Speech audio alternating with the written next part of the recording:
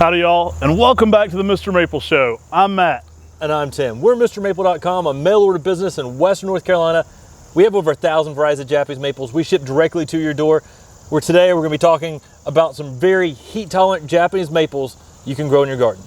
Hey, we did a part 1, definitely check that out. We're coming back with part 2. We've got 5 more awesome trees for that high heat, high humidity setting. Now, all the trees we're talking about here today, they're going to need protection in zone 9, but they're going to work up to zone 8. Typically, most of these even in full sun, up to zone 8B.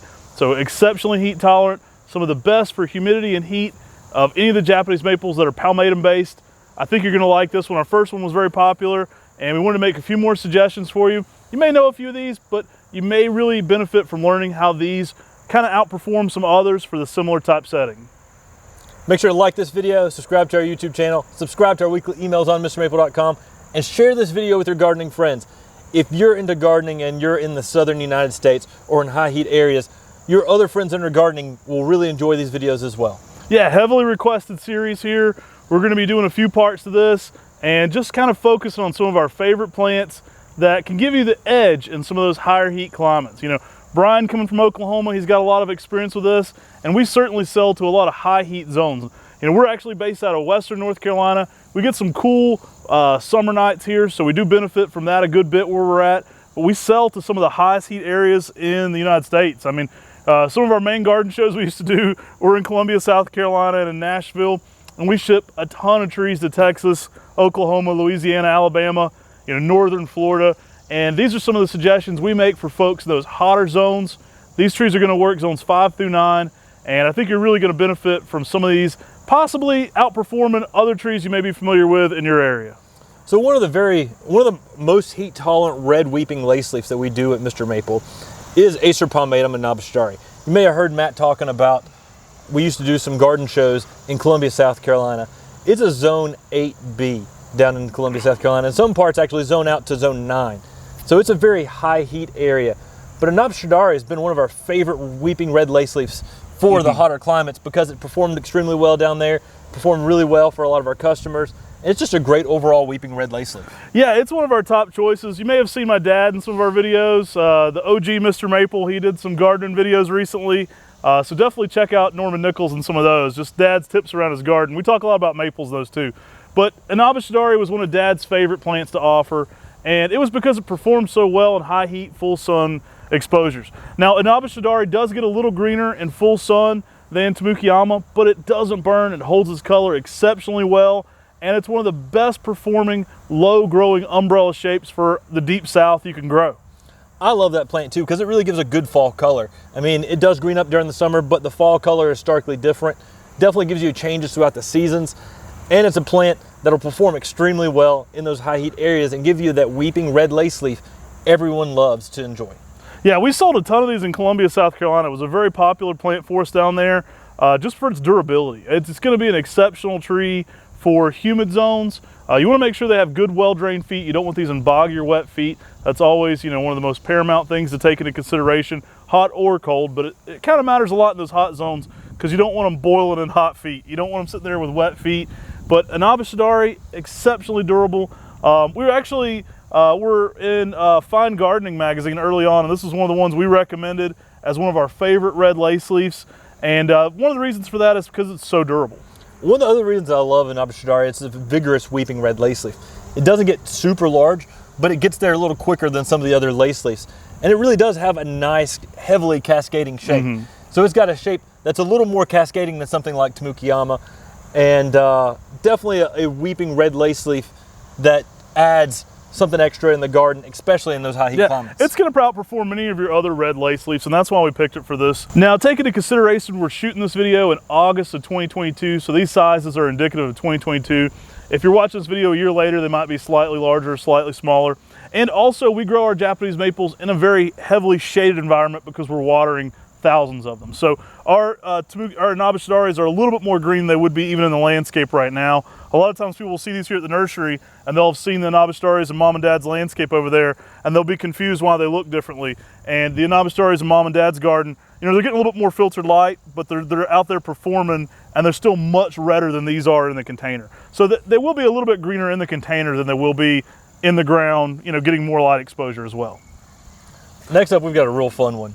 Yeah, Acer palmatum Ryusen. Now, we've done a bunch of videos about this one on our channel.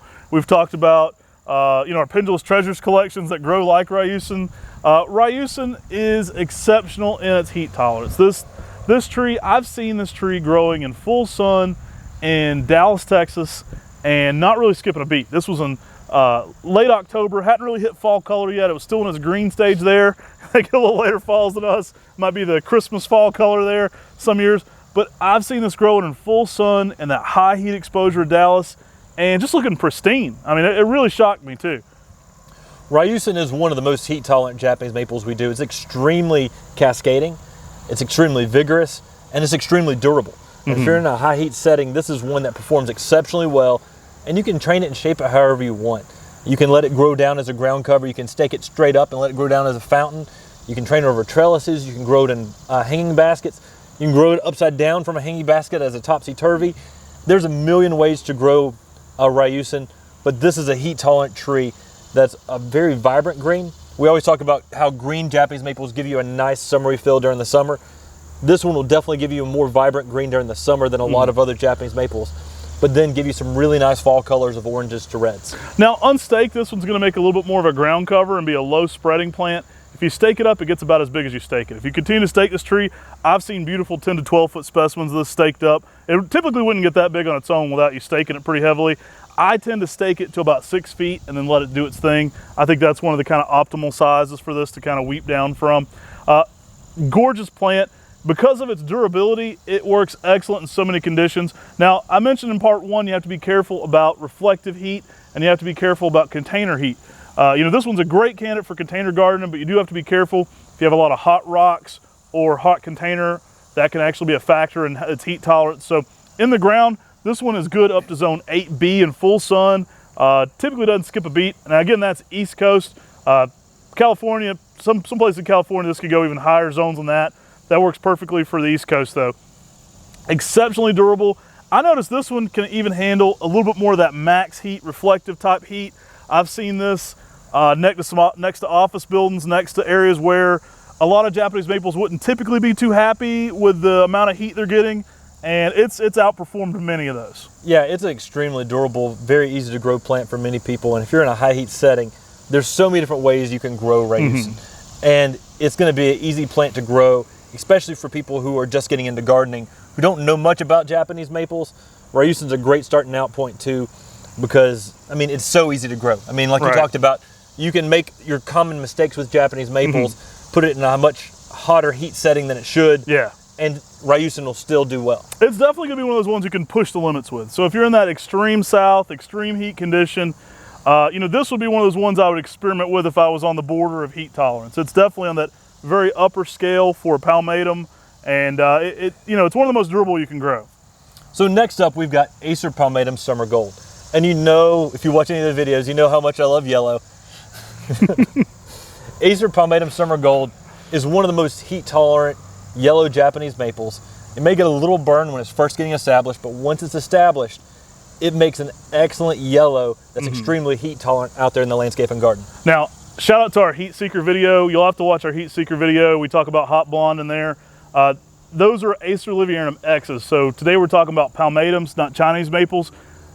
Summer Gold is one of the most durable yellows you can be growing. Hot blonde as well. But Summer Gold is one of the only yellows that can go in that full sun exposure for a palmatum style leaf and just do exceptional. I mean, I've seen this growing in Atlanta in full sun, very little water naturally kind of setting, and just super performing well. Like, blew me away how well it was doing on a dry bank, I mean, of all things, where it's not getting a lot of water to it. And the color stays spectacular. Summer Gold aptly describes this because it's going to hold that color exceptionally well, even late into the summer months. I like Summer Gold because it's just a mid-size upright Japanese maple. We're talking 6 to 8 foot in 10 years. Good pink reds to orange red fall color. And that yellow color just does so much out there in the landscape and garden. And if you're looking for something that's going to just really shine out there in the sunlight, I mean, there's not many yellows you can put out there in that sunlight, and Summer Gold is definitely going to be that tree. By far one of the most heat tolerant yellows you can be growing. It's one of the reasons we include it in this mix, provide a little bit of diversity to you here. but it is an exceptional Japanese maple. You're gonna love this in your higher heat zones, especially the deep south. Now, when we consider that, we typically consider the panhandle up. Once you get below that zone 9 Florida, Japanese maples don't do too well in that high heat zone 10, but your zone 9s, this one even in shade takes the humidity very well.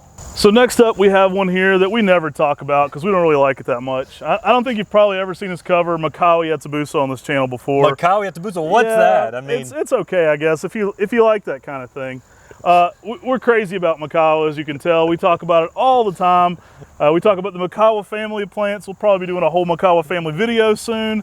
We've talked about variegated Makuohs. Today we'll talk about the OG Makuoh Yatsubusa because it is by far one of the most heat-tolerant Japanese maples you can be growing. Now, this dense tree creates that bonsai-esque look on its own, so it's one we've brought up in so many different things for its durability, but Makuoh Yatsubusa is exceptional for high heat climates. This one can handle a good bit of sun up to that zone 8B, full sun exposure, and it's just exceptionally durable for sure. Yeah, we love Makuoh Yatsubusa. When Matt was on the Maple Study Board and implemented the Maple of the Year program, it became the very first Maple of the Year. And the reason that is important is because you get a group of maple geeks together and it's their favorite Japanese maple. There's just something about it that is very unique and very different. And what that is the texture it provides out there in the landscape. It just has a tightly layering habit that gives this plant something extra. It makes it seem almost alive, and it's something that is very unique and very different. And just the texture and the way the leaves are a little bit larger and tightly layering, it's so unique that it just grabs anyone's attention. Anyone who doesn't even know anything about Japanese maples thinks that looks like a little bonsai, because that short branching that's very thick and dense with that layering habit just gives this plant something very unique that just grabs your attention. I've seen this one also growing in Dallas, Texas, Savannah, Georgia, just so many places here in the South where it's exceeding that heat tolerance level, high heat, high exposure zones. Excellent durability on this one. Very little leaf burn, great fall color. It's got an orangey, fiery red fall color. One of the things I love about it is the fall color still intact because it doesn't have any leaf burn. Because it's such a durable plant, you're gonna get to that fall color in high heat climates. And just an excellent small dwarf. I mean, this is one that is gonna perform well for you in some of those hotter zones. So if you're in Louisiana and Alabama and you're looking for a dwarf that's gonna really stand out and make a unique presence, you know, Makuoh Yatsubusa is a great choice. I mean, honestly, we ask a lot of people often what your favorite Japanese maple is, and our most common answer is Makuoh Yatsubusa.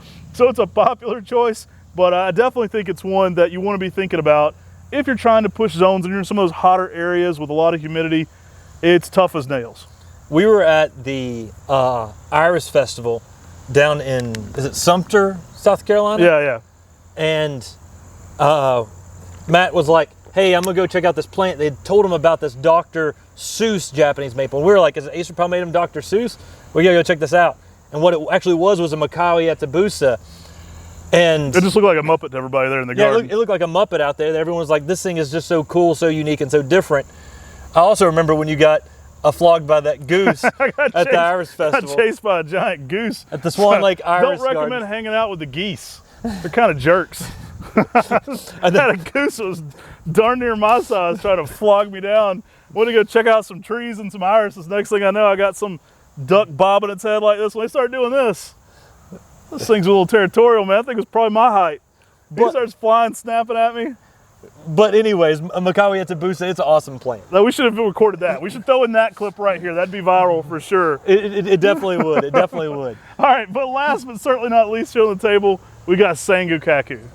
And Sangukaku is a coral bark Japanese maple that gives you some nice red bark during the winter, some green leaves during a nice summery fill, and some really nice yellows to oranges in the fall.